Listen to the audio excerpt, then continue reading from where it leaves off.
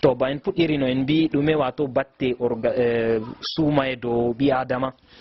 wato ɗo bo en non jokki kadi ha mbiyen noyi ɓi adama ñamata wakkati suuma e ha heɓa jamu. Na ɓi adama kam ñama no yiɗi fuu no hunde ɗo bana goɗɗo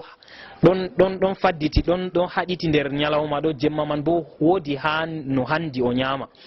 Ko mbiyeten aran kam wato ñalde kam ɓi adama to na nder suuma e kana ɗo ñama nde tati fajjira midi kikiɗe ha marɗo bawɗe kam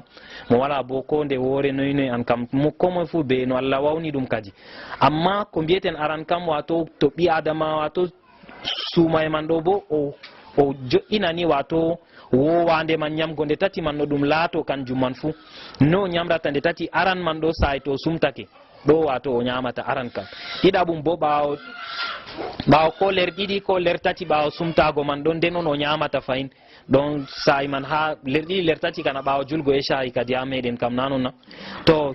tataɓum man bo sa'i suba wayrago, kanjum wayrago ɗo ɗum woodi hunde ɗo yimɓe feere gayrata ko Allahu alam. Yimɓe feere ɗum to gayrake woodi batte ɗum watta, amma hani kam to goɗɗo wawan kam fu wato ñama nde tati man ɗo. E nde tati man ɗo bo en mbiyo aran kam sumtago ɗo kam tata o jooɗo o sumto o ñama wato kujeji tedduɗi noynoy ɗo ɗume hani o ñama. Hani kam wakkati man kam o yara, wakkati man gam o ñalli o yaray ko ɓi adama wato ko ɓandu meɗen aran kam ɓurata defgo kam ndiyam. Wato ndiyam en mbi ko ndiyam kam an kam jarete ɗum kam pat na sey ndiyam tan ko ɗum laati ɗum kosam o yarata, amma boɗɗum ni sa'i to sumtake ka o yara ko ba gaari nanen ka gaari gatten jaretenaɗo kanjum kadi yargo ɗo boɗɗum. E ɗiɗaɓum bo mi yiɗi o wakkati sumtago ɗo hoca hunde marde sukar ha dakamme man ɗo wato laatoni ɗum dakmi ɗum kadi ɗum marɗum sukar. E sa'i feere bo ɗon mbiya cumtoɗen be jibinoje, kanjum sumtago be jibinoje ɗo boɗɗum gam ñalli en ñamay ɗo wato en godi haaje haala sukar be haala ndiyam kanjum kadi. Donc sumtago be jibinoje yargo gaari ɗo kanjum ɗo ɗum he'ani en. Yo to woodi ko hunde ɗo ko jokken bo ko mbiyeten ka ta seɗɗa seɗɗa, amma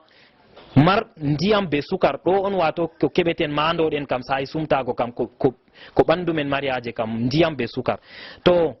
ɗiɗaɓum bo en mbino ñamen ɓawa ɗon ko ler ɗiɗi ko ler tati ɓawa sumtago man, kanjum bo hani tata ñamen hunde on wato laatunde teddunde, amma ɗum laato wato ɗum marɗum risque wato ha ko laatani wato ha qualité kana ko moy fonni qualité ha voilà irada nan kadi ɗum wiyante. To noyi wato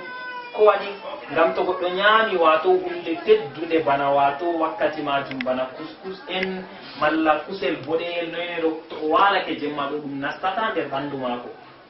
Donc ko o ñaami ɗum ma ɗum nafay mo ngam o ñaami inde ɗum joɗake tan ɗum heɓay ɗum nastani mo ɓandu mako. E ɗiɗaɓum bo ko o ñaami hunde ɗo man ɗo to ɗum nastayma no to fini subaɗo noyi na o heɓata o nana dolo sakko o ñama sakko o wayro. Kanjum kadi ñaamen ha wakkati man ɗo ɗumejum bana kuje bana liɗɗi en ɗo liɗɗi ɗo ngam kanjum kam ɗum kusel daneyel ɗo nasta nder ɓandu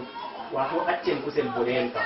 fami bana bouillon en yara bouillon wakkati majum oɗo ɗum boɗɗum yargo bouillon malla haako meɗen haakoji haako ɓaleɓe ɗo haakoji ɓaleji ɗi na kanji ɗo wato ñamgoji boɗɗum ba bouillon en bana ko gortogal funa kusel mum daneyel mi tammi gortogal be poisson ka ko moye fu ñama mi tammi wala Allah woji mo yerdaki. To suba bo kadi suba on wakkati man on wato couscous kam belɗum ngam couscous ɗo ɗon mari ko ɓe mbiyata wato sukar wato to en ndiyan wato babbe fulfulde kam wato sukar mesullejam ni kam mbiyeten kadi wato sukar on wato kanjum woodi sukar jawɗam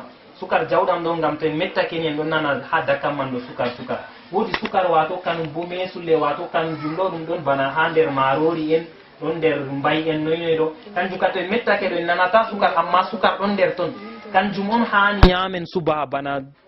marori en mbay en an kam ko ñameten couscous ko defeten en ɗo ngam ha ñalawma ɗon nde sukar man ɗam mesullejam ɗo wakkati nder ñalawma ɗo ɗam ɗon yoofe wato seeɗa dede wakkati dede a nanan dolo fu ɗum ɗo yoofe seɗɗa ha nder ƴiyam maɗa donc hisnan goɗɗo nango dolo goɗɗo heɓan wato supporta suuma e man kanjum kadi mbiyeten. Donc tata subaɗo goɗɗo hoca kujeji marɗi sukar ɗuɗɗum ɗo hanayi donc wala yara jus gâteau marga sukar noynoy ɗo kam en mbi kanjum kam marɗum sukar kam dey wakkati sumtago on en mari haaje marɗum sukar subaha kam kujeji marɗum sukar amma sukar mesulejam le sucre lent comme on dit. Je pense que c'est la traduction. Voilà. Ok.